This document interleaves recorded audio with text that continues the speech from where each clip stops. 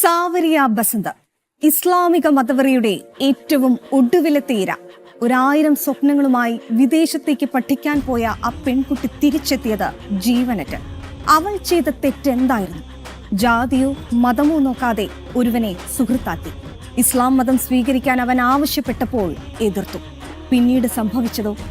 സദറുൽ അനത്തിന്റെ പൈശാചിക ക്രൂരതയ്ക്കിരയായ അവൾ തല്ലിച്ചതയ്ക്കപ്പെട്ട മൃതശരീരമായി മാറി.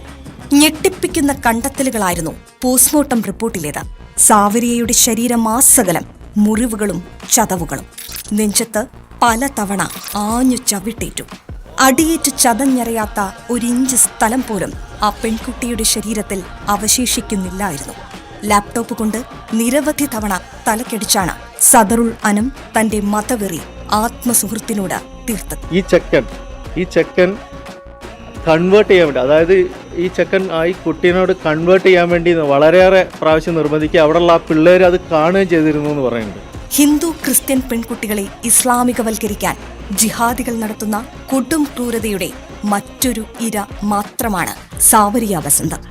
കഴിഞ്ഞ വർഷമാണ് കോതമംഗലത്ത് ക്രിസ്ത്യൻ പെൺകുട്ടി സോന എൽദോസ് ലവ് ജിഹാദിനെ തുടർന്ന് ജീവനൊടുക്കിയത്.